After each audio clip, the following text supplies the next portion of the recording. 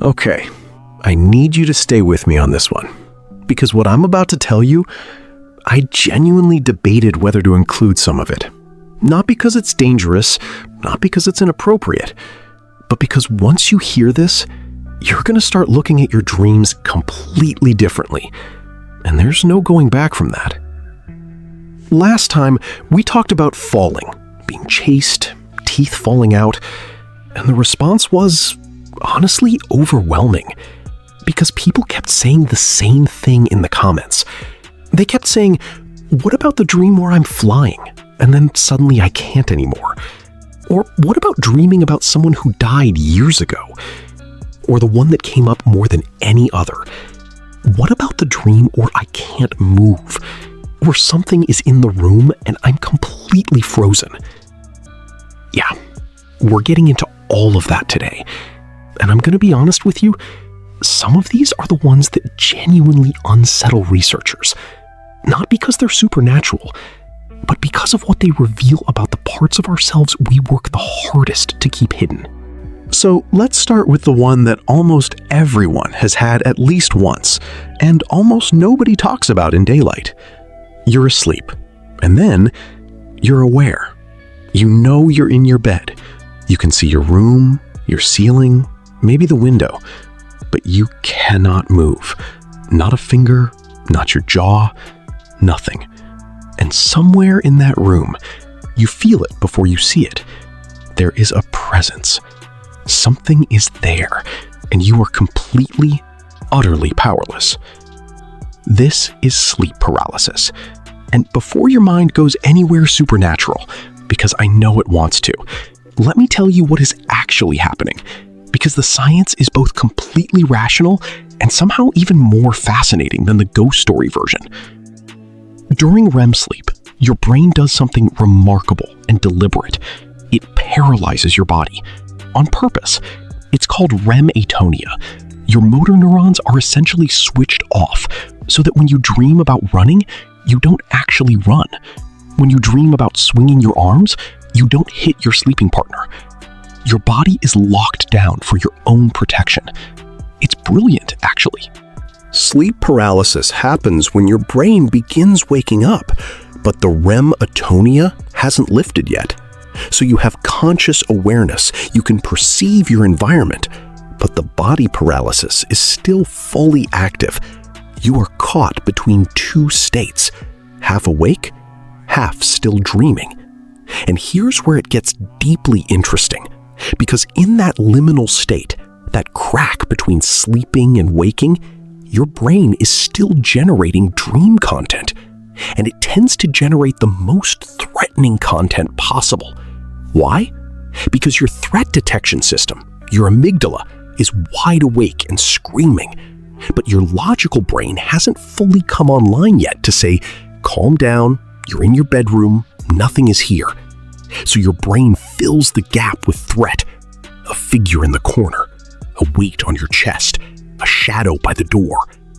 Across cultures, Japanese folklore calls it kanashibari, the old hag in British tradition, the nightmare in its original meaning, shadow demons in West African tradition. Every culture that has ever existed has a name for this experience because it is universal. It has always happened to humans, and every single culture, without contact with each other, independently invented a supernatural explanation for it, because that's how real and overwhelming it feels. But here is what the neuroscience says it actually is.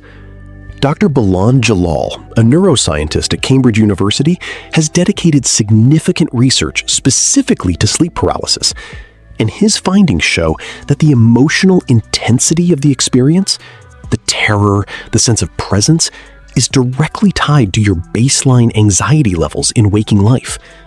People experiencing chronic stress, unprocessed trauma, or significant life instability are disproportionately more likely to experience sleep paralysis episodes. Your brain's threat simulation is turned up so high, even the transition between sleep states becomes a horror film. It's not a demon, it's a stress measurement.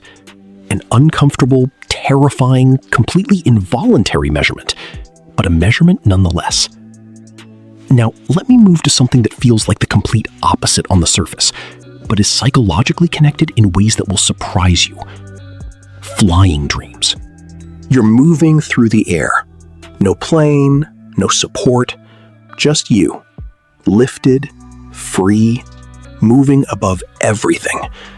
For a lot of people, these are the best dreams they ever have.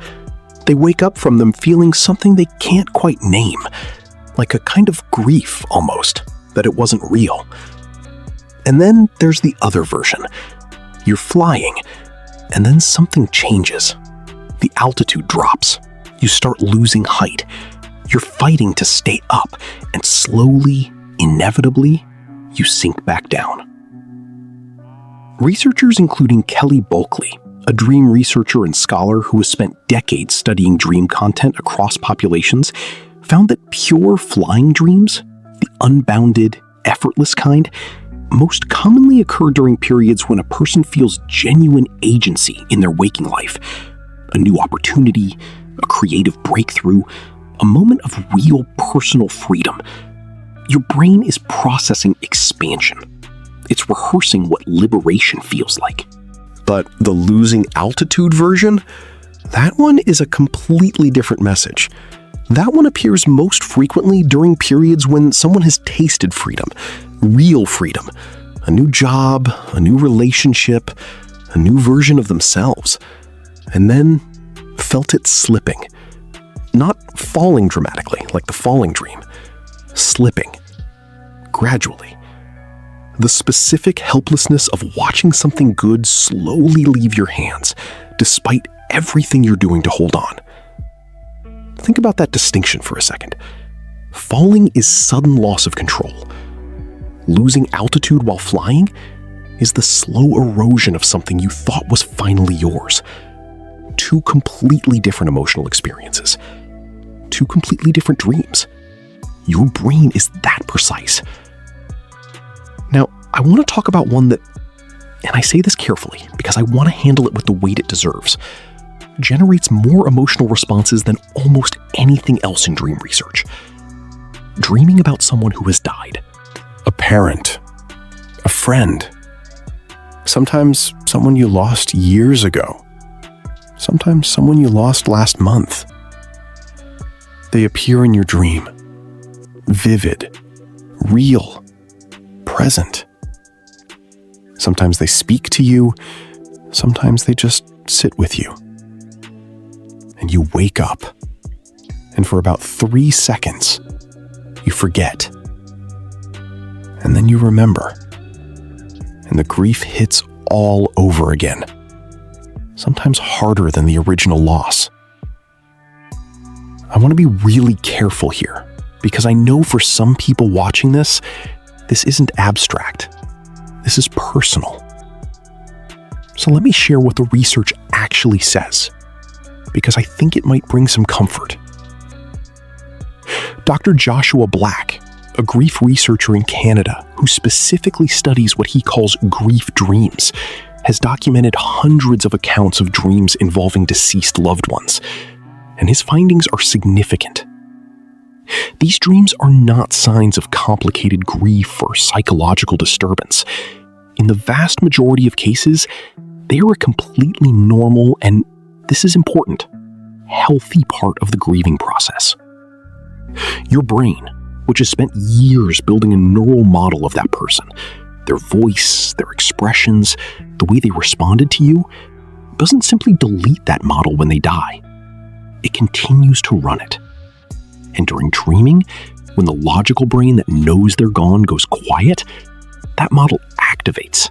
What's even more remarkable, and this comes from research published in the journal Dreaming, is that people who have these visitation dreams, as they're sometimes called, consistently report lower grief intensity over time, compared to those who don't. The dream isn't reopening the wound. For many people, it's part of how the wound closes. If you've had one of these dreams and woken up crying, that's not a sign something is wrong with you. That's your brain doing something profoundly human. It's holding on to love in the only language it has left. Now, let's shift to something entirely different, because I want to talk about a dream category that almost nobody discusses publicly, but that research shows is extraordinarily common, and it tends to produce significant shame in the people who have it.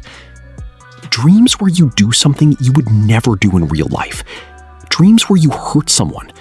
Dreams where you behave in ways completely contrary to your values, your moral code, everything you stand for. You wake up disturbed, confused, sometimes genuinely frightened of yourself. I need to say this clearly. The content of a dream is not a reflection of your desires, your character, or your intentions. This is one of the most well-supported findings in dream psychology and one of the least talked about. Dr. Patrick McNamara, a neuroscientist at Boston University who researches the neuroscience of religious experience and morality in dreams, has written extensively on this. The dreaming brain operates without the moral filter of the prefrontal cortex. It generates scenarios freely, without the ethical gatekeeping that your waking mind applies to every thought. Dreams involving aggression, betrayal, or behavior that violates your own values are actually more common in people with strong moral frameworks, because the suppression is higher when you're awake, the release during dreaming is more pronounced. Put simply, the more you care about being a good person, the more likely your dreaming brain is to occasionally generate content that disturbs you. It's not a confession, it's a pressure valve. Now here's one that I find genuinely fascinating from a psychological standpoint. The late dream. You know this one. You're supposed to be somewhere desperately important. A flight, a wedding, an exam. And you're trying to get there, and every single obstacle in the universe is conspiring against you. You can't find your keys, the road keeps changing, you're running but not arriving, and the time keeps ticking. Research from Dr. Antonio Zadra at the University of Montreal, one of the leading figures in nightmare research globally, found that these dreams are directly tied to a specific kind of waking anxiety that's distinct from general stress. It's specifically the anxiety of obligation versus capacity. The feeling that what is being asked of you exceeds what you are able to give. Not that you're failing, but that the demands themselves are structurally impossible to meet. These dreams are enormously common in caregivers, parents, people supporting sick family members, people in jobs where the workload is genuinely unmanageable. Your brain isn't criticizing you, it's documenting an imbalance. It's saying the gap between what you owe and what you have left is real, and it's getting wider. That's not a character flaw. That's a resource problem, and your brain wants you to know it. Let me tell you something that happened, and this was shared in an academic context, published as part of a case study in a psychology journal. Details changed for privacy. About a man in his mid-40s who had been having the late dream every single night for almost a year. Missing planes, running through airports, always just barely not making it. He'd tried everything. Sleep hygiene, cutting caffeine, all of it. Nothing changed the dream. His therapist eventually shifted focus away from the dream entirely and started looking at his schedule. What they found was that he was working 2 jobs, caring for an elderly parent, raising 2 kids, and had not had a single day with no obligations in 11 months. The dream wasn't a sleep problem. It was an accurate report. When his circumstances changed, when he finally accepted help with caregiving, the dream stopped within 3 weeks. His brain had been filing the same report every night for a year. He just hadn't known how to read it. And that brings me to something I want you to really sit with as we get toward the end of this, because we've covered a lot of ground. Sleep paralysis, flying and losing altitude, grief dreams, moral disturbance dreams, the late dream, and the through line across all of them is the same. Your dreaming mind is not chaotic. It is not broken. It is not playing tricks on you or torturing you for sport. It is working, continuously, systematically, without rest, processing the emotional and psychological data of your life and surfacing what needs attention. Sometimes gently, sometimes with a presence standing in the corner of your room at 3 a.m., but always with purpose. The question that I keep coming back to, and I think it's worth leaving you with, is this. If someone you trusted sent you a message every single night, and you kept silencing it without reading it, and it kept coming back, what would you eventually decide that says about you? Not about the message, about you. Your brain has been sending. The only variable is whether you're receiving. And here's what I've started doing personally. And this isn't advice. This is just what shifted something for me. When I wake up from something that left a residue, that specific feeling of a dream that won't let go, I give myself 2 minutes before I touch my phone. Just 2 minutes. I ask one question. What did that feel like? Not what happened. What did it feel like? And then I ask, where in my life right now do I feel that same thing? That's it. 2 questions, 2 minutes. And the amount of information that surfaces in those 2 minutes has genuinely changed how I understand myself. You don't need a dream dictionary. You don't need to decode symbols. You just need to take the emotion seriously enough to trace it back to its source. Because you're not having random experiences at night. You're receiving transmissions from the most honest version of yourself. The one that exists before the performance, before the coping, before the perfectly curated response to, how are you doing? That version of you has been trying to reach you. With every dream you've dismissed, with every nightmare you've scrolled away from, with every morning you've woken up unsettled and just pushed through, it's still there. It's not giving up, and neither should you. If this series has made you feel something, if it's made you think differently about what happens when you close your eyes at night, then stay with us, because we are just getting started. Every week on this channel, we go deeper into the mind, into the science, into the parts of human psychology that most people never get to explore. Subscribe. Not for us, for you. Because you deserve to understand yourself this completely. And the next time you wake up at 3 a.m. from something that felt too real to ignore, you'll know exactly what to do with it.